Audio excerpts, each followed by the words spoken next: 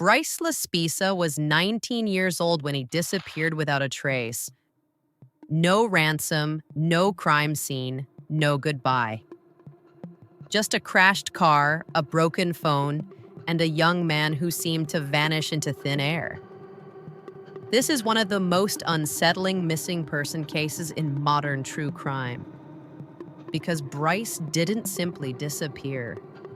He was last seen sitting alone in his car for more than 13 hours, doing nothing, saying nothing, and slowly drifting farther and farther away from everything he knew. Welcome to Where the Trail Ends, where we follow the story until it disappears. Bryce Laspisa was born in 1994 and grew up in Laguna Niguel, California. He was tall, athletic, and instantly recognizable for his bright red hair and quiet smile. Friends described him as kind, thoughtful, and gentle. He wasn't the type to get into trouble. He wasn't impulsive or reckless. He was the kind of person who kept to himself and tried to make the people around him happy. Bryce was especially close to his parents, Mike and Karen. They spoke frequently, sometimes daily. He told them about his classes, his plans, and his life.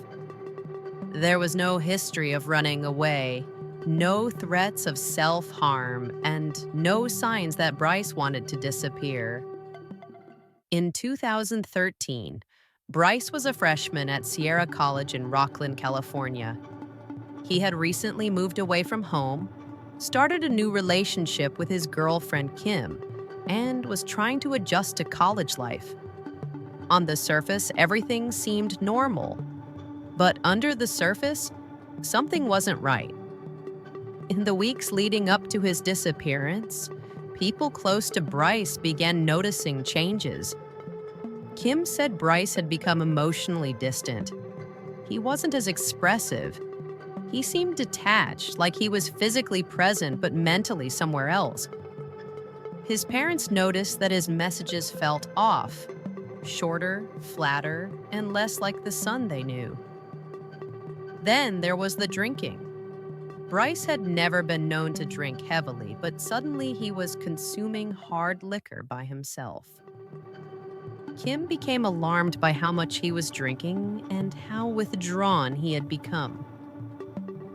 Eventually, she contacted Bryce's parents because she was genuinely afraid for him. One of the most troubling signs was that Bryce began giving away his belongings. He gave Kim his Xbox and other personal items, almost like he no longer needed them. To those who have studied mental health crises, this kind of behavior is often associated with someone who feels like they are preparing to leave their life behind.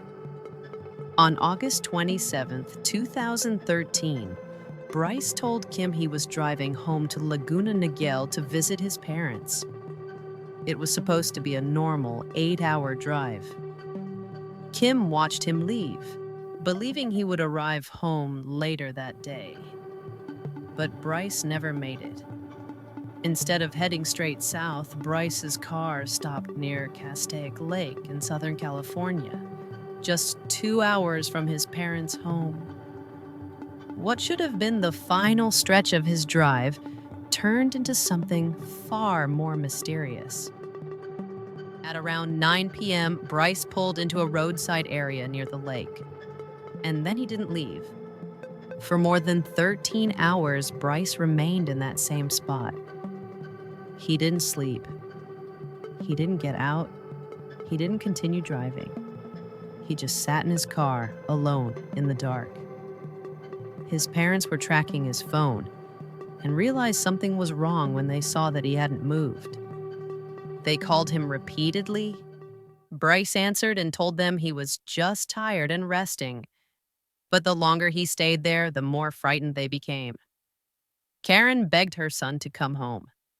She told him to just drive the last 2 hours. Bryce told her he was on his way, but the car never moved. At 1:40 a.m., a California Highway Patrol officer noticed Bryce's vehicle and stopped to check on him. The officer spoke with Bryce for about 20 minutes. Bryce was polite, calm, and coherent. He did not appear intoxicated or distressed. The officer even called Bryce's parents to tell them their son seemed fine and that there was no reason to be concerned. After that, the officer left. Bryce stayed. Hours passed. Still no movement. Still no drive home. Still no explanation. Around 2 a.m., Bryce made a final phone call to his mother. He told her he loved her. He told her he loved his father. There was nothing dramatic about the call, just quiet affection and a sense of finality. Before hanging up, Bryce said, "You'll see me tomorrow." Those were the last confirmed words Bryce Laspisa ever spoke. At approximately 4 a.m., Bryce's car was seen speeding toward Castaic Lake. Moments later, it went off a steep embankment and crashed. Investigators later determined that Bryce survived the crash. The airbags deployed. The car was damaged but not crushed. The doors were still functional.